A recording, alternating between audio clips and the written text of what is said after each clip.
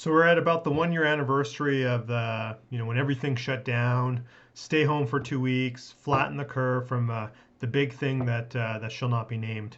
In the months that followed, I hosted or participated in a number of different webinar summits or on various topics. I've re-released some of those recently. You may have seen them. You can certainly find them on my YouTube channel, Deepak Saini Health. In some of those summits, I gave some advice for keeping yourself healthy, how to cope with what was going on. Now, a year later, after a ton of scientific research, seeing what's working, within my community, my clients, our own family, and some of the, there's definitely some things that I would change. I'd have different advice. So that's what this post is about. So anyway, with that said, let's just jump in. How has my advice stayed the same or have changed? 1 year into this. So. Number one, I said get extra sleep, extra rest. You weren't going to be commuting, or maybe perhaps you've even lost your job. My recommendation is still true. Sleep is the number one thing you can do for your immune system. So check. Number two, I said de-stress. Continue your meditation practice or pick up a new habit. Do some breath work, engage in a gratitude practice. Calm yourself. All those sorts of things. Still true, no change. Your immune system works better when you're not stressed and when you have gratitude in your life. And I've been grateful to be able to spend, a lot more time with my kids this past year. So I'm grateful for that. Number three, I criticized all those people who ran out and hoarded junk food.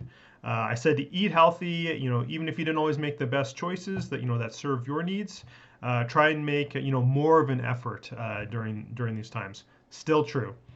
Eating foods that are stressors for you, and I would include, food-like products, things that we think are food, but they actually aren't, will definitely lower your immune system. Number four, related to the last point, I said maintain consistent blood sugar levels and lower carbs in general. Still true. Maintaining glycemic variability is a key to health, anti-aging, and one of the 7 steps in my masterclass, Build Your Personal Blue Zones. High blood sugar levels, wreak havoc on your immune system, for sure, no question about it. Number five, for people who exercise, but were imprisoned in their homes or had their gyms forcefully closed, I said to, work out from home, do body weight training, functional exercise, and just keep moving overall. Still true. Unless you're very advanced or training for some event, some, marathon, triathlon, et cetera, you don't really need to go to the gym. You can maintain and build muscle mass with your body weight at home. If you want to know how, just reach out. That's what I do. That's what I'm all about. Or that's one of the things I do, and that's what I'm all about. Number six, I said that even though the so-called health authorities made absolutely no mention of these well-researched, proven compounds to boost your immunity system, I encourage you to take vitamin C, zinc, vitamin D, omega-3s, etc. Now, I would definitely include all those, including at least 4,000 IUs of vitamin D, which was the average recommendation from over 100 researchers and clinicians. They did these studies early on during, what all's been going on for the last year. So I'd certainly, go to at least 4,000, if not more, depending again where you live in the world, etc. And I would certainly add extra things that I didn't mention previously, such as mushroom extracts, astragalus, elderberry, oil of oregano in the right situation, and any or all type of mitochondrial boosters. I did a ton of research on mitochondria in 2020, and all those conditions that would make people susceptible, more susceptible to having adverse reactions, are due to reduced mitochondria output. So, putting aside the thing that shall not be named, if you just want more energy, longevity, you need to boost your mitochondria. And if you want to learn more, reach out to me. Here, we're getting towards the end here. Number 7, exercise is a stressor. It does temporarily lower your immune system. I said to get moving, and if you weren't already, and to maintain what you were doing, but you shouldn't push yourself and to take that immune hit. I got that one wrong. Absolutely no reason to stick, absolutely no reason to not stick to your training plans that you had before. No reason to not be able to try and make gains in a responsible way. Many people have put on the 20 pounds. So there should be absolutely no reason that you could not meet your weight loss goals during the last year. Um, or pack on muscle if that was, one of your goals. I maintained my weight and I increased my strength and muscular endurance over the year. So, let me know if you want help on that one. Number 8, I said to detach yourself from the negativity. Still true. Don't watch the news. All it does is spread fear and misinformation to play on your emotions and cause stress. Go back to point number 1 and number 2 earlier.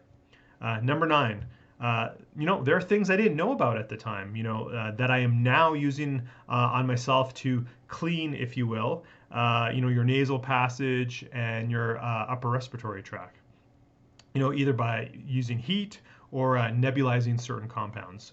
Look for a future post on that in the next week or two. Number 10, I said, have the faith. We will get through this. Still true. Keep the faith in humanity, in your family, in your neighbors, and not those who have an agenda who are trying to get reelected or become the next media darling, if you will.